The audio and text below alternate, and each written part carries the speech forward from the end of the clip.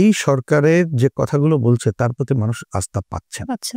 তো ফেব্রুয়ারিতে জাতীয় নির্বাচনের প্রস্তুতি চলছে, কিন্তু হাতে সময় আছে খুবই অল্প সময়। সাধারণ মানুষের মধ্যে এখনো নির্বাচন না হওয়ার একটা হবে না এ ধরনের একটা আশঙ্কা রয়েছে। আপনি কি মনে করছেন?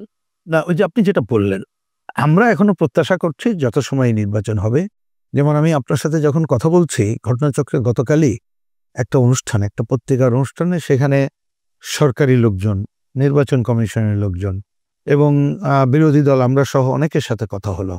তাতে সবার এই প্রত্যাশা নির্বাচন, ওনারা যে সময়টা বলেছেন বিফোর রমজান অর্থাৎ ফেব্রুয়ারির দ্বিতীয় সপ্তাহের মধ্যেই নির্বাচন অনুষ্ঠিত হবে। আমি সেই প্রত্যাশা করি। কিন্তু আপনি যেটা বলেছেন এটাই সত্য, দেশের মানুষ এখনো এটা ভরসা পাচ্ছে না। সেটার একটা অনেক কারণ আছে। তার মধ্যে আমি ছোট ছোট করে বলি যে দেখুন, এই সরকারের যে কথাগুলো বলছে তার প্রতি মানুষ আস্থা পাচ্ছে না। পদ্মা সেতু, মেট্রো রেল এবং এলিভেটেড এক্সপ্রেসওয়ে নির্মাণের গর্বিত অংশীদার বসুন্ধরা সিমেন্ট। তার একটা কারণ, সরকার বলছে পৃথিবীর কোনো শক্তি নাই নির্বাচনের তারিখ ঠেকাতে পারবে।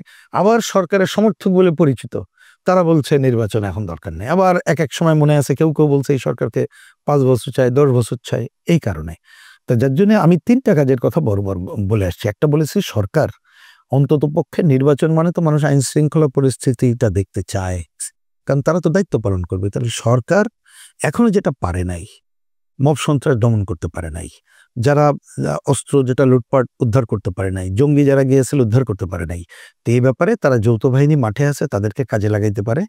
আর বলুক যে এখন থেকে আমি আইনের বাইরে যে যাবে তার বিরুদ্ধে ব্যবস্থা গ্রহণ, কোনো দিকে তাকাবো না। এইটা যদি সে করতে পারতো তাহলে সরকারের প্রতি কিন্তু কিছুটা হলে আস্থা ফিরে আসতো। আর নির্বাচন কমিশনকে আমরা বলেছি তারা তো দেরি করে ফেলেছে, কারণ যে সংস্কার তাদের করার কথা ছিল রাজনৈতিক দলগুলোর সাথে আলোচনা করেছে তারা করে নাই। এখন সময় কম, আমরা আশা করছি না, কিন্তু তারা প্রতিদিন কাউন্টডাউন করুক না, কাউন্টডাউন করে পারলে কালকেই নির্বাচনের তফসিল সুনির্দিষ্ট ঘোষণা করে দিয়ে তারা রাজনৈতিক দল এবং অন্যরা যারা ভোট করবে তাদেরকে আস্থায় নিয়ে কাজ শুরু করুক, তাহলে দেখবেন জনমনে আস্থা ফিরে আসবে।